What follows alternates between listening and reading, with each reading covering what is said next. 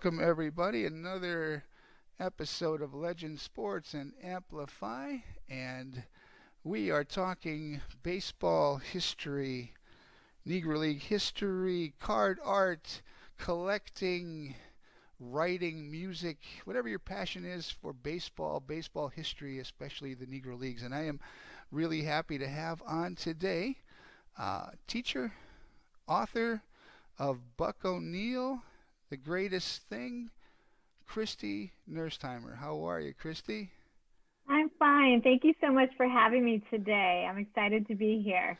Awesome. Yeah, so am I. This is a lot of fun. I appreciate you taking the time. These kinds of projects, especially when it comes to the Negro Leagues. But as I mentioned to you, my wife is a teacher, and education has been important. I've got three boys, and my youngest, I go from the Navy down to preschool. So it's always been important to us. And when I see projects like these, especially approaching a topic for a younger generation, I just think it's so important. Well, thank you. Thank you. I appreciate it. I kind of felt the same way. I've been very passionate about that part of our history in baseball. I was fortunate enough to see Buck O'Neill live. He in the 90s. I was teaching in the Kansas City area. I'm still teaching in the Kansas City area, but he was promoting the museum. He came to our school, and Oh, wow. yes, and of course, you just immediately fall in love with Buck O'Neill, and that's what happened. And once you become a Buck O'Neill fan, you become a Kansas City Monarchs fan and a Negro Leagues fan. So we took our class on field trips there, and just really grew to love that whole entire part of history. And then as time went on, there's just been times that I have wanted to teach my students about him, or sometimes there are projects, whether it's Black History Month or Kindness Kansas City, or that sort of thing. And so I was pulling resources, other resources to share with my kids, but there was never really a children's book. And my husband is a librarian, and he's wanted to Oh, do the wow. same thing. He's in the Kansas City area as well. And, writing has always been a side passion of mine. And I've written, other books. This is my first published book. And there was a writing opportunity I'm a member of the Society of Children's Book Writers and Illustrators. So through that, there was an advertisement for a writing opportunity with Park University and the Little Fig Publishing Company. And the Little Fig Publishing Company is here in the Kansas City area. They're traditionally published and government approved for purchasing books for schools, and the book can be found off Amazon and really much anywhere that PG distributes. But they were wanting more nonfiction work out in our kids' hands. So you had to apply for the process, which I did, and you had to submit an idea. And my idea was Buck O'Neill, and there was a chance for publication. So I went through. It was an intensive writing course. So I went through the writing course, and there was a chance that a contract would be offered to me. So it was a wonderful experience. It happened to be like a really snowy Kansas City winter. So that winter we had like 8 snow days. So I had like lots of writing and research time. And so the class started in like January, and it went until the spring. So that was really how long it took me to write that first draft. And then after, like at the end of the course, the Little Fig Publishing Company did offer me a contract. So of course that was extremely exciting, and Absolutely. I was, over the moon, and just even happy just to share Buck's story, which it's so, I the same way. I'm just really passionate about getting that part of history into the readers of young minds, because they're the ones that preserve that history for us. And so it is a picture book aimed for elementary age, and really on up. I've had lots of adults come and thank me for writing a book about him, because it's like, this is such a great story because we love Buck O'Neil too. One of the most fun I've had is hearing other people's Buck O'Neil stories, just like yourself. And it's just like I could almost write a book about that, hearing other people's Buck O'Neil stories, because Right. he just touched so many lives and was such a loving person. Boy. And so it's been an amazing journey. I did work closely with the Negro League Baseball Museum. You'll see when I share the story in a few minutes, they've endorsed the book.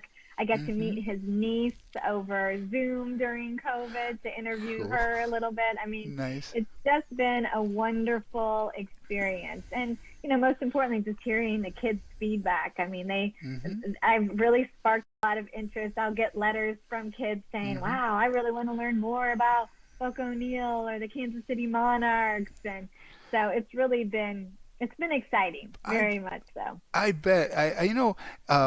You summed it up perfect. I mean, when I heard those stories in 1992 at a benefit that these guys were at, and at the time nobody was doing much talking about the Negro Leagues other than the same people who still are today back then, But I heard those stories and I was like, "Are you kidding me?" I literally had to find out more almost every day since then. That was me too. There's Definitely. not many times. I know. I had the luxury of being in the Kansas City area, just like oh that. My goodness, yes. Because every time I go down, I learn something new, and just some of the other books that they have in the bookstore there too. It's just been really interesting just to hear and learn more about that history. Absolutely. And like I mentioned to you before we started, this is number 65 of these that I've done, which I never in a million years back in April or March when I started doing these that I think that I would have reached out and spoken with. Now, some of them I babbled on myself. There's a handful that I've done some things on my own just to talk about whatever topic for the day, which if you notice, I try to do that every day on Twitter, something I try to send out that has to do with Negro League history. That's great. Because it's all around us. In all these conversations, many of the same themes come from many of the authors. You happen to have the museum right in your backyard, and a lot of great black baseball, Negro League history in Kansas City, Missouri, in the Kansas City area, Missouri, in Kansas. There's a lot of it there, but it's all around everywhere. And a lot of the authors I talked to, that's kind of how they stepped on it. One day they happen to be, in their library or walking by, and there's a picture, and it's like, who's that? And it would be a team of black baseball players with, whoever from the town from like 1930 something barnstorming tour, and they're like, wow, I got to find out more about that. And pretty soon that turned some researching, and then a passion, and then a book, and then more, and so it's just been really fun to try to do that every day. Send something out, let people know, hey, you know what, look around, it's probably there's a player, a tour, something from that your area. Go find it. Maybe it might spark some interest, and you'll write a book, kind of thing. And that's what I want too. I want kids to get to know Buck, I want them, and just that part of history. But just because I did meet Buck, and became an instant fan, that was kind of my passion right there. But and then my publisher, Little Fig Publishing, found the illustrator, Christian Peniagua. That was one of my questions. Yes. Yeah, he's from New York, and he is fabulous. He's so talented, and so he just took it and ran and was able to make just beautiful illustrations to go along with it. And I just fell in love with all of his artwork. You can even go to his website and just see some of his amazing pieces that he has done. Absolutely. And that because, back in the summertime, reason why I asked you that question, back in the summertime, Josh Gibson there's a possibility, it's been mentioned, he made his name to be put on the Major League Baseball Most Valuable Player Award, which used to be Kennesaw Mountain Landis, and they took his name off 2 years ago. There's been no name on it last year, and they're still waiting, right? So there were, between Sean Gibson, his great-grandson, who runs the Gibson Foundation in Pittsburgh, and others, to try to raise some awareness of that fact that it may be Josh Gibson, and how fitting that would be, right? Because he'd be representing these Yeah. 3 or 4 thousand players who never had the chance Mhm. to play, right? So there was, I think, 79 artists, 77 artists from all over the world. I think it was 7 or 9 countries that submitted art for this awareness campaign. And Mhm. it was just incredible. And so I've got to know many of these artists. I had them on a streams like this to talk about their work, talk about the card, how they got into doing what they're doing, and it was just a lot of fun. And so many of them have asked me, boy, oh boy, since they've seen some of these streams with, now his book illustrating, uh, how would you get into doing that kind of thing? So I think Mhm. it's all fascinating because all of this, there's so many opportunities for people to take something that they're interested in and make it not just fun to do, but educational and beneficial for other people, Yeah, and that's what's fun. absolutely. Yeah. We even, I co-authored a curriculum guide to go with the story Yes, too. And, that teachers can get it free on the website littlefig.com, and they can download a free curriculum guide that goes along with the story. And I've gotten really good feedback. I've had awesome. several schools implement a lot of the activities, and I've really had a lot of positive feedback from that too. I bet, So, because that is something that like I said, with my wife being a teacher, they look for, how many boxes can you check on those, on the curriculum. the standards and Yes, I mean, social yep. studies. Is it reading? Mhm. Is it Yeah. whatever, right? And so, yeah, that would be very, very cool to have and be able to pass that on to schools to be able to do this. And I'm working. I'm trying to get this. I mean, we've got obviously Houston's got some pretty big school districts here. So Oh yeah, that'd I'm be hoping I want to get you guys in front of some people, and let's get Buck O'Neill into every yes, I'd elementary love school, that. every school Yeah, that's what in we're doing Texas, here in kind of this thing. area. Yeah, Yeah. that'd be wonderful. Yeah, Yes. let's bring on Texas. Yeah, no, I think it'd be awesome because these are the stories that for a long time there was only a handful of people telling them, and thank goodness they were. And Mhm. they just need to keep being told because they are important. One of the things Agree. when I was first we started being asked. Major League Baseball made that announcement, they had people saying, "Oh, wait a minute! They were playing. Sometimes they weren't playing full seasons. And what about? Wait a minute! He hit 900 home runs. That's not going to be the record now, Josh Gibson." And I'm like, "No, no, no. I mean, that's not the way it's going to work." But um, some people took the stories of Josh, or Cool Papa Bell was so fast he could get into bed before the lights went out, as if somehow everything about the Negro Leagues is some embellishment. And it's not. There's stories. I mean, and without those Mhm. stories that provide context to all this, who knows what conversations would have been had over all these years, if any. Because Right. there were decades, years went by when you never heard a thing about anything to do with the Negro Leagues and who was going into the Hall of Fame. It was never even brought up in discussion. So Right. it's important. Those stories are important, and what Buck O'Neill did in keeping those alive, and many people as well with the museum, and he was an ambassador, not just for He baseball, was. but it's just fantastic stuff. And Mhm. hopefully, give me your thoughts on this Sunday is going to be the Mhm. vote. Are you going to go? Do you have the opportunity to go over to the museum tomorrow on Sunday? I'm gonna try to, but I can't. I will definitely watch it live stream. But yes, I will be going to Cooperstown if he makes it in. So I'm hoping. We're all hoping. I really hope that he makes it in because I agree. He was what he's done for baseball and preserving that part of history. I mean, oh, I just hope he makes it in. I do All too. of Kansas City is on pins and needles. We're all hoping so too. I bet. Across I the mean, nation, really. But I've had this discussion in the last over years now. It's not the Hall of Stats.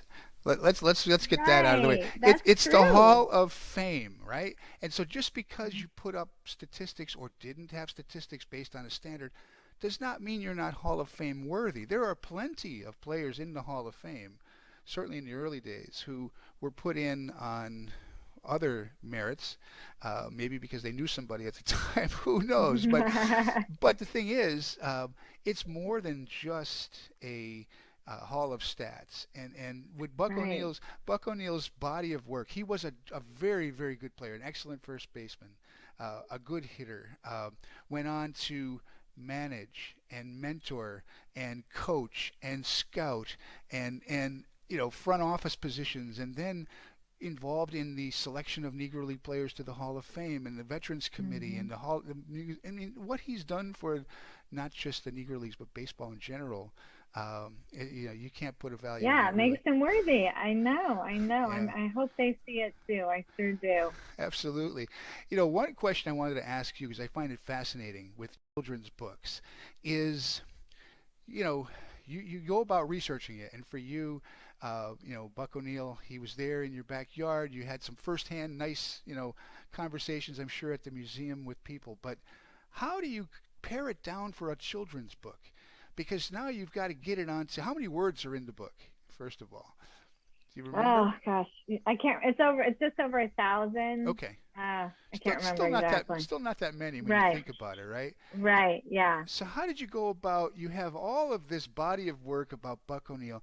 Obviously, you want to try to incorporate some of that history, but also kind of his what he was like as a man and what he meant. And how did you pare it all down to get it into a book that was going to be Um, for kids?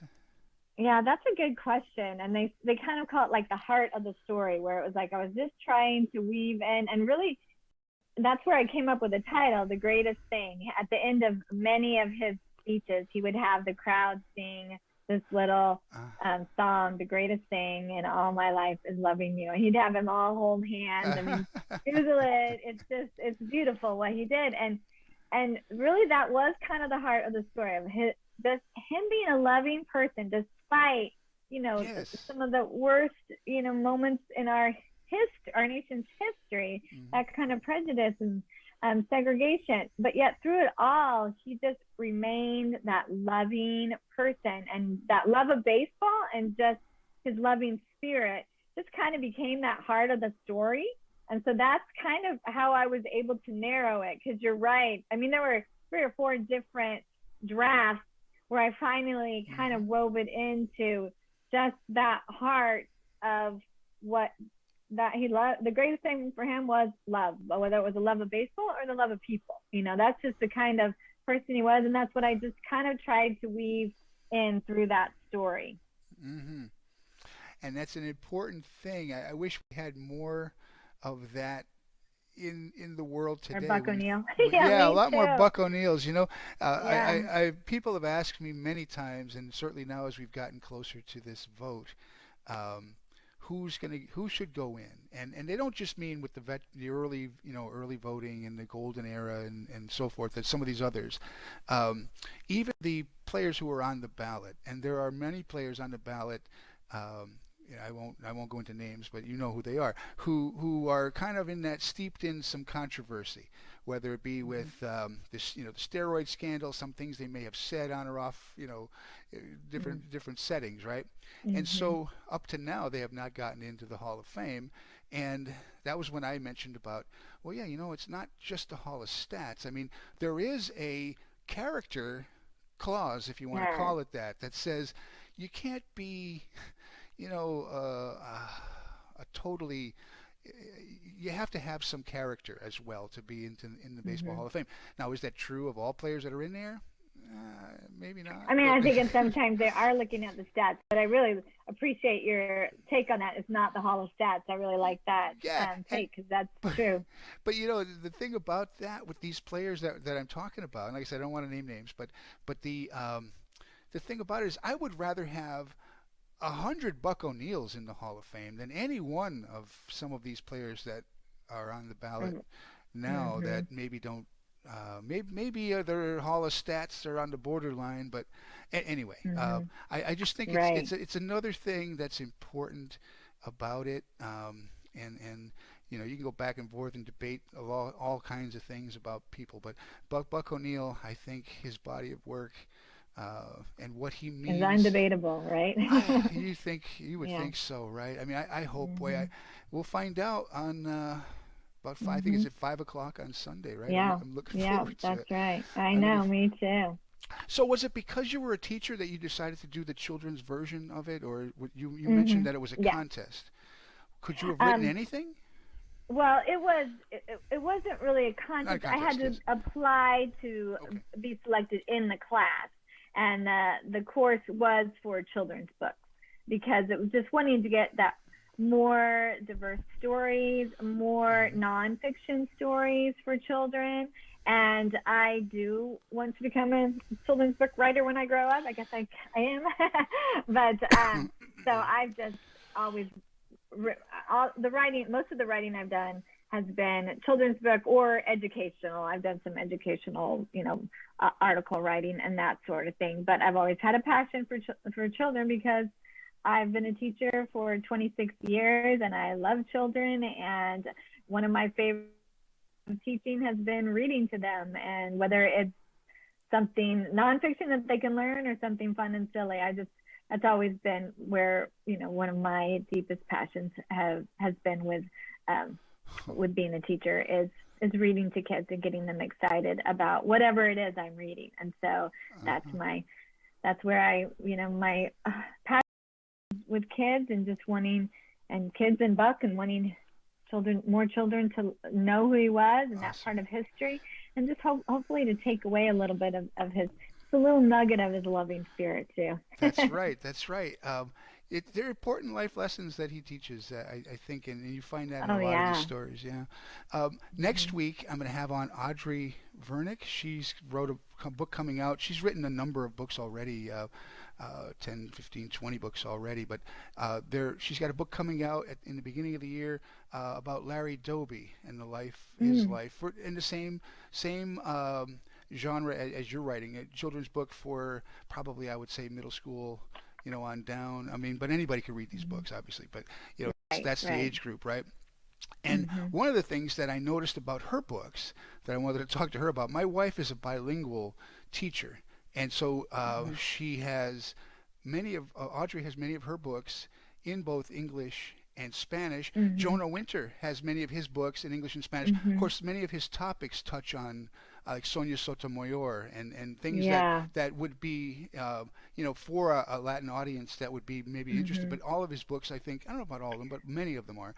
Is that something you've thought about with this one? Because it is. I tell Yes, you what, yes. My publisher has thought about that, and I think moving forward we are going to go into that awesome. direction for sure. Hmm. Awesome. Because I'll Yeah. tell you what, you look at the makeup of Major League Baseball today, there is a large slice of the Hmm. audience that is going to Yeah. be of uh, Latin American descent, certainly, and that would be Hmm. interested in these kinds of things. And these stories, they all intersect. I mean, the Negro Leagues Oh and yeah. Caribbean baseball have a direct connection to each other that goes back a long, long way. I mean, heck, they were calling them, it goes back to the 1800s. There were teams calling themselves black baseball teams calling themselves the New York Cubans and so forth back in the day. So, Mm-hmm, hmm. so yeah, Well, and that was one of Buck's passion or missions too. Not only for the Negro Leagues players to be remembered, but he really wanted kids to get out there and go play baseball. right. I mean, and I think if you look at what some of the younger generations now,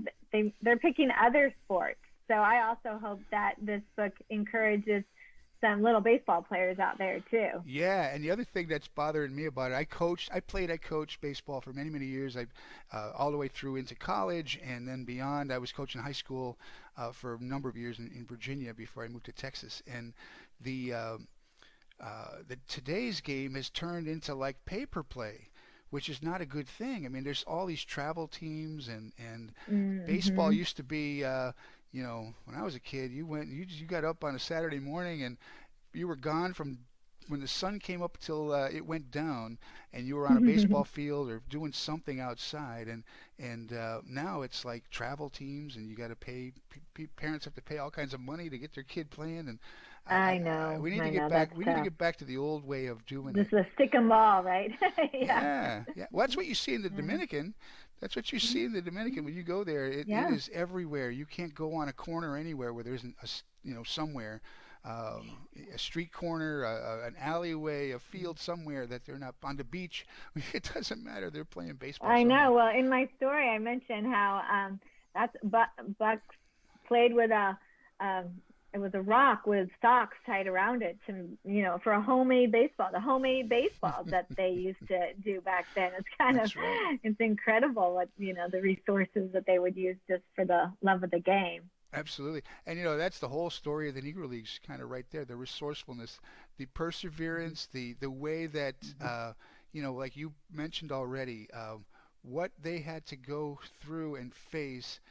Most people will never have that, and yet Mm-mm. they did it and they persevered and they kept on going. And it's just a great story. It's a great American story. It's a great sports story. It's just a something that I wish more people had.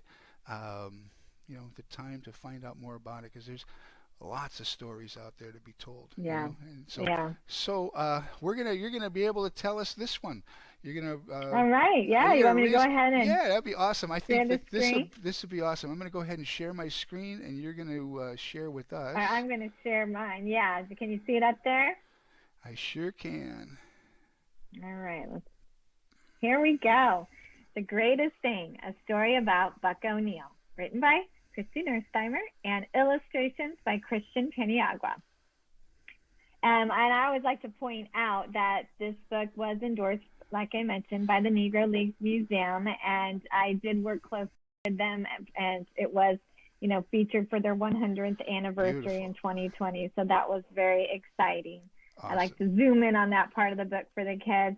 I also like to zoom in on this part Oh. for the kids too, because in the Kansas City area, we have a local designer named Charlie Hustle. And Mm-hmm. so these KC hearts are everywhere. Like if Mm-hmm. you ever go, and people wear them on T-shirts, and it was Charlie Hustle who, came up with this design for T-shirts to sell, but he was inspired by Mm-hmm. the Monarchs jersey. And so I always tell kids the 1942 when they won the Negro Leagues World Series, and so that heart is on the the sleeve there. And so I usually try to tell the kids, try to look for it in the book because you'll see it. Maybe put a little heart if you see that heart. So it gives Awesome. them something fun to look to in the book. And Awesome. here's the title page. A neat thing about Christian Paniagua, he has two daughters like myself, and this Nice. little girl right here, this picture Ah. is after one of his daughters. So Oh, I that's like to point that awesome. fact out too. Awesome. And Little then, Easter eggs, yeah. yeah, exactly, exactly. And some of the kids notice the heart right there. And Mm-hmm. then this was, like I mentioned, I got to meet his niece, Dr. Angela Terry, Mm-hmm. and she wrote this dedication to the memory of a champion who attained his dreams while inspiring others. Like I said, it was a privilege to get to meet her and hear her Mm-hmm. stories about him as well. Mm-hmm. So lucky, I got to play the greatest sport there ever was, baseball. When I was a small boy, my mama made me a ball with socks tied around a rock. I played for hours and hours until it was too dark to see. That's just what you did when you were baseball crazy like me. My papa played too. I loved going to watch him on the field.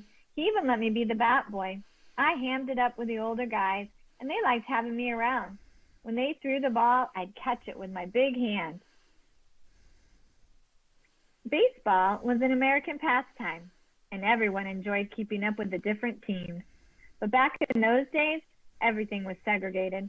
Black and white people couldn't go to the same schools, eat at the same restaurants, stay at the same hotels, or even play on the same teams.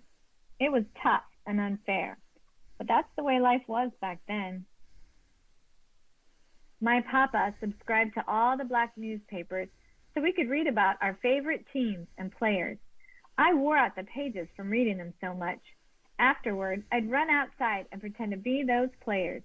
When I saw black players on those pages, I started to see the possibility of me becoming a baseball player too.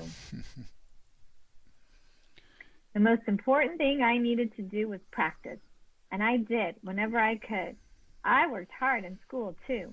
When I found out a high school was being built in my neighborhood, I hoped I could play baseball there. But my grandmother told me only white kids would be able to attend. I cried and cried, but she calmed me down and told me someday things would change. When they did, I'd be ready. I kept working hard at my studies and even harder at baseball. My principal, sweet Miss Booker, saw some potential in me.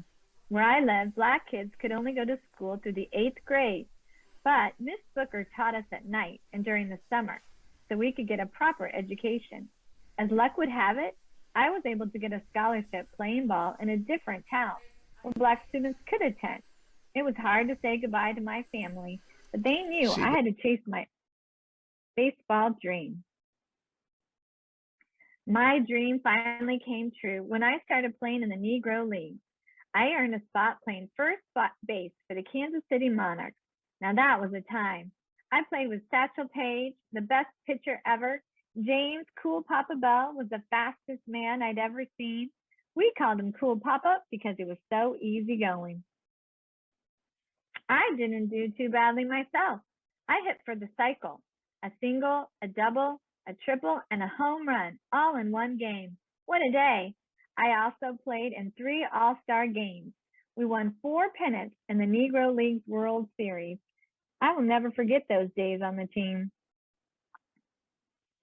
Black baseball was fast, not like white baseball. We'd steal bases, bunt, and slide into home. Folks loved to gather at the barber shop to talk about the exciting games. Of course, life was still hard because of segregation. The Negro Leagues had some of the best athletes in the country, yet we weren't allowed in many hotels or restaurants. I was just happy playing, even when I had to eat stale sandwiches on the back of our team bus. Finally, Branch Rickey, an owner of the Brooklyn Dodgers, took a chance and signed Jackie Robinson to play in the major leagues. This opened the door for all of us.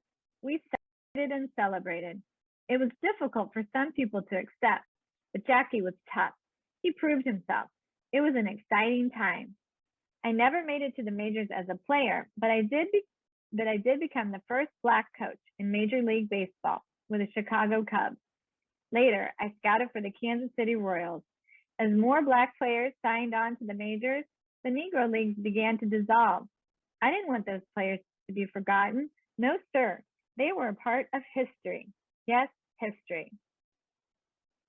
And here we are at the Negro Leagues Baseball Museum. There's no better place for you to be, right here, right now. I am honored to have been a ball player for the Negro Leagues because we helped change the world. We paved the way for Jackie Robinson and others. We showed everyone it was time to move past the color of a person's skin. Some ask if I hated people for the way we were treated back then, but I never learned to hate. I can't hate another human being. In fact, I feel love, agape, man, an overflowing love. Step back in time to learn an important part of baseball's history. Do me a favor now. Come on, sing along. The greatest thing in all my life is loving you. The greatest thing in all my life is loving you. That's right. I will never stop loving baseball, and I will never stop loving you. John Jordan Buck O'Neill Jr. So that's the story, but then I have 2 pages of back matter, which adds a awesome. lot more words than the 1,000 I was Yeah, telling you about. And I awesome. usually like to point out a couple of the author notes, and one Mm-hmm. was at the age of 12, Buck began playing on a semi-pro team called the Sarasota Tigers. And at the 12. age of 94, Buck was one of the oldest players to bat at the Northern League All-Star Game. So for over 80 years, Buck devoted his life to baseball. Uh-huh. And then I have another page of just, this is another one I highlight too, which you kind of mentioned, but because of Buck's determination, dedication, and immense spirit, he became known as one of baseball's most beloved ambassadors. Mm-hmm. In a time of segregation and prejudice, Buck persevered. He always showed love and acceptance. Buck not only made the game of baseball better, he spread his joy to anyone who met him. Mm-hmm.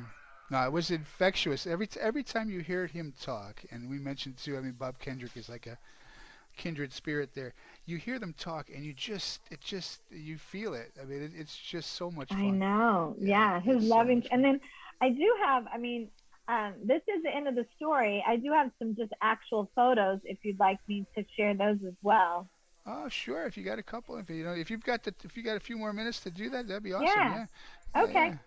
So that's the end page with all of my resources and lots of research went into this. I bet. And Yeah. then on this slide right here, this is, a picture of Hey, Buck bud. and with the Monarchs here, and then there's Mm-hmm. another picture of him with the Chicago Cubs when he was their coach. And this picture right here is Aw. his wife Aura. In the book, I mentioned how he hit for the cycle, and that was Mm-hmm. his most exciting day. And he also met his wife The same Aura day. that same day, and they were Aw. married for over 51 years. And she was actually a teacher in the Kansas City area too. And then here's when he was, older, going out Mm-hmm. and One second. publicizing for the Almost done, Negro bud. Leagues. Come on, And come then sit. here's a picture of the Wrigley I'm almost Field. done, bud. I just love this picture of him here, just always with a smile on his face. He's Right? so loving.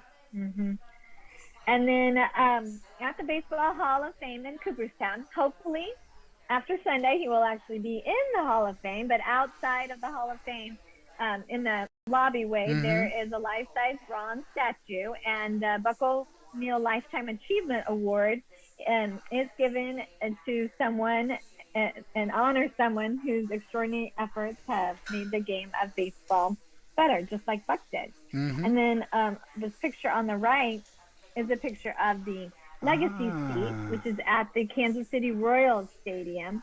And that's called the Buck O'Neil Legacy Seat. And that actually honors someone at every home game at the Royals Stadium Wow. who has contributed significantly in the Kansas City area. Very cool. Yeah, and then just a couple more things. This is the Buck O'Neil Sports Complex, which is located in Sarasota, Florida. I was actually able to go visit there this summer, Mm-hmm. but that was named after Buck O'Neil because he did grow up in the Sarasota area. Over here on the left is the USS Kansas City, which kids always love to see this picture. It's Right? actually a combat ship Mm-hmm. that is stationed in San Diego, California, and they have Kansas City memorabilia all throughout. And then they have a cafe named in Buck's honor called Oh, the nice. Right on Time Cafe because Buck was very known for saying, I was just right Right on on time. time. And then right here, this is a bridge in Kansas City called the Buck O'Neil Bridge, named after him.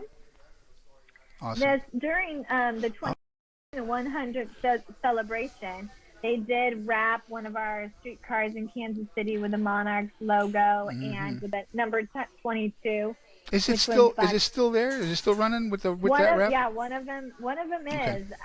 It was this summer, I should say. I'm not sure. I hope it still is, Me especially too. after. I would love to go and just to go for a ride on it. Yeah. Oh yeah, I went on I went on it this summer and a couple times before that, so I know it was still there this summer. I'm hopeful, especially with them, knowing all the big news coming up in Yeah. December. I'm hoping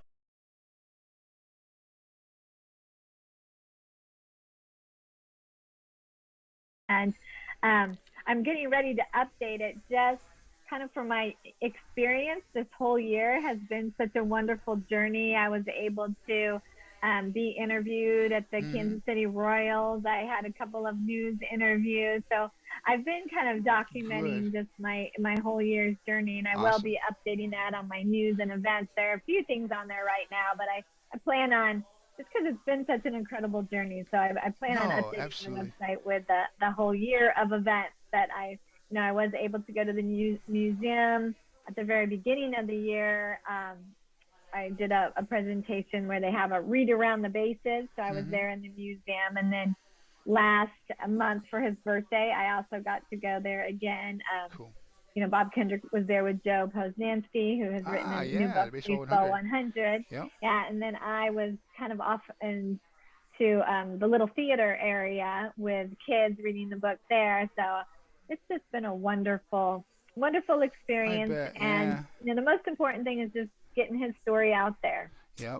And boy, I thank you for taking the time for doing this. Best of luck. Anything I can do to help. I've got a couple things, like I said, I'm working on. I will try. I will definitely keep you in the loop. What do you work? Oh, What do you? please You do. you working on something next? You working? What are you working on next? I do have some other writings that no contracts have been signed yet, but I've definitely still got, I always have some sort of writing projects in the works. So Oh, you know what I meant to fingers ask you? crossed that maybe a contract will come up, but That'd nothing be official awesome. yet. I meant to ask you this. Maybe you did mention it, but how long did it take you start to finish to make this happen? Well, the class was like from January till I think April. And so that was kind of that first draft. But the Mm-hmm. whole process because of COVID and Oh, and then yeah. the editing and we wanted to meet with Dr. Terry and we wanted to get input from Bob Kendrick and Dr. Ray Doswell, the Mm-hmm. curator at the museum. So, that the editing process, then the entire process itself, it was probably about 2 years, but that's Oh, from start to finish. That's okay. also with that COVID delay, in there. Because I believe because the book was released in 2021, and then it was I think 2 years before that where I had Mm-hmm. taken the class. So that was Okay. just that Cool. first draft was a few months, but then it does take a while to get the illustrator Mm-hmm. and his illustrations, and then meet with those wonderful folks I told you about. Mm-hmm. So it's definitely a process. When people talk about publishing a book, Yeah, it absolutely. takes it's a process. It takes a while. I bet. It's Yeah. typical. I think 18 months, is a typical amount of time from start to finish to getting it on the shelves. Mm-hmm. Well, congratulations. Hats off to you. Anything, Thank like I said, you. we'll keep this moving forward, and Oh yes, I'd yeah, love to stay in touch, and I'm absolutely. looking forward to checking out some of your other Yeah, visitors that you've had. It really sounds like don't go you've been away. Yeah, don't go away okay. after I end the stream here. I can let you know where you can find some of these other things and other people that maybe I could put you in contact with. The Okay. uh, last thing though, what's going to happen on Sundays? Buck getting in or? Yes, Buck is getting in, and I'm going to go to New I York hope this so. summer because I Yeah, want to absolutely. go. That wouldn't that be fun, right? Yeah, that's what I Wow. told my husband. I'm like, if he gets in, we're going to go. We're Cool. going to go. So, I hope you get to go. I was there on a Boy Scout trip. Boy, I want to say it was probably like 1977-ish. I don't know, a long time oh ago. wow. I'm old, So yeah, it was a long time ago. The last time I grew up not too far, maybe 2 hour drive from there. Oh In nice. Pennsylvania, not too far from Cooperstown. I mean, far enough. Oh I mean, cool. but close enough to be able to go. And Right. yeah. So it definitely is. I mean, I'm sure it's changed a lot since then. But if you get a chance to go, yes, absolutely. Yeah. I hope he gets in. So thank you again. This was a lot of fun. I appreciate you taking the time, answering the questions, reading the book. That was awesome. And Well, thank you. This has been a really fun interview and fun to meet you. And I love your whole mission. I think it's oh well, really thank you, important work, and I thank do you. look forward to us, collaborating again. That would be awesome. Thank you. I appreciate it. Bye bye. Bye bye.